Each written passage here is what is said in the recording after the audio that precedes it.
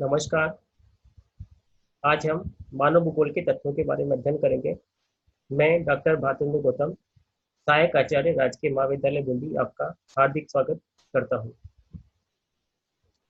दोस्तों, मानव भूगोल के बारे में पढ़ने से पूर्व हमें यह जान लेना आवश्यक है कि मानव भूगोल क्या है, मानव भूगोल की विषय वस्तु क्या है और मानव भूगोल में किन किन तत्वों का अध्ययन किया जाता है।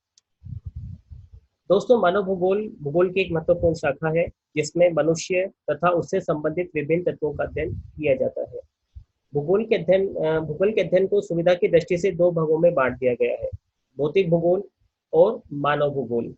मानव भूगोल मानव से संबंधित तत्वों का अध्ययन करता है और भौतिक भूगोल भौतिक पर्यावरण से संबंधित तत्वों का अध्ययन करता है। यहाँ पर आज हम मानव भूगोल के विभिन्न तथ्यों का अध्ययन करेंगे कि मानव भूगोल के विभिन्न तथ्य कौन कौन से हैं। मानव पर्यावरण में निवास करता है तथा प्राकृतिक तत्वों का उपयोग करते हुए सांस्कृतिक तत्वों को भी जन्म देता है। इन सभी को मानव भूगोल के तथ्य कहते हैं। अर्थात मनुष्य प्राकृतिक तत्वों का उपयोग करता है और उन तत्वों के उपयोग के द्वारा वो सांस्कृतिक तत्वों को जन्म देता है।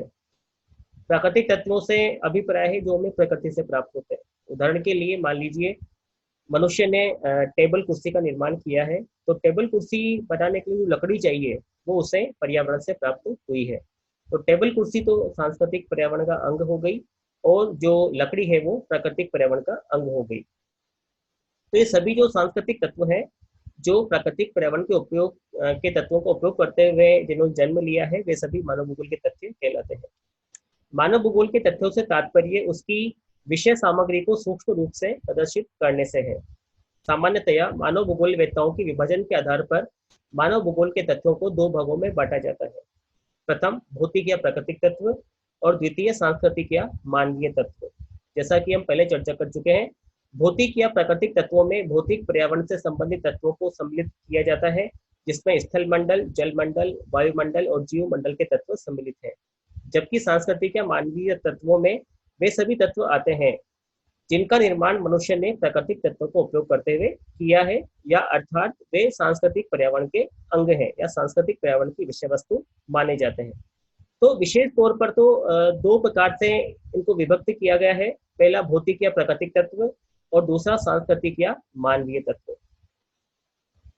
दोस्तों, हम आगे चलते हैं। हम ये देखते हैं कि विभिन्न भूगोलवेत्ताओं ने, जैसे जीन ब्रूनश, ब्लांच और हंटिंगटन आदि ने मानव भूगोल का वर्गीकरण अलग अलग प्रकार से किया है। ये सभी प्रमुख मानव भूगोल के विद्वान हैं। जीन ब्रूनस है, ब्लांच है, ये दोनों फ्रांसीसी भूगोलवेत्ता थे जिन्होंने मानव भूगोल के विकास में योगदान प्रदान किया है। हंटिंगटन अमेरिकी भूगोलवेत्ता थे जिन्होंने मानव भूगोल के विकास में योगदान प्रदान किया है। सबसे पहले हम देखते हैं जीन ब्रूनस के आधार पर मानव भूगोल के तथ्यों का वर्गीकरण। जीन ब्रूनस ने मानव भूगोल के तथ्यों का विभाजन करने के लिए दो आधार माने हैं: पहला सभ्यता के विकास के आधार पर और दूसरा सांस्कृतिक तत्वों के आधार पर।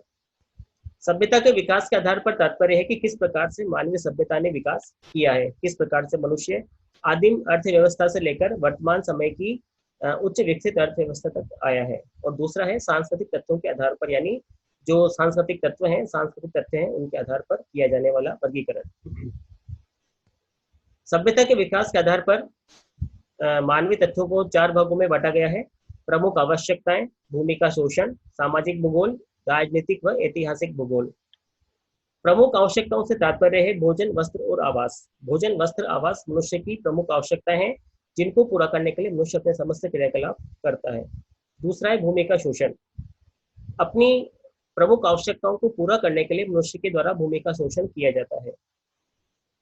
मृदा एक प्रमुख संसाधन है जिसका प्रयोग मनुष्य के द्वारा विभिन्न प्रकार की फसलों का उत्पादन करने के लिए किया जाता है। तो भूमि का शोषण इसका दूसरा तत्व है। तीसरा है सामाजिक भूगोल। सामाजिक भूगोल के अंतर्गत मनुष्य की जनसंख्या, उसके रीति रिवाज, रहन सहन आदि को सम्मिलित किया जाता है। और चौथा है राजनीतिक व ऐतिहासिक भूगोल। इसमें मानवीय सभ्यता के विकास, उसके विकास के विभिन्न चरण, एक सभ्यता से दूसरी सभ्यता का संबंध, एक देश से दूसरे देश का संबंध आदि राजनीतिक और ऐतिहासिक तथ्यों को सम्मिलित किया जाता है। तो इस प्रकार से जीन ब्रूनस ने सभ्यता के विकास के आधार पर मानव भूगोल के तथ्यों को चार भागों में बांटा है: प्रमुख आवश्यक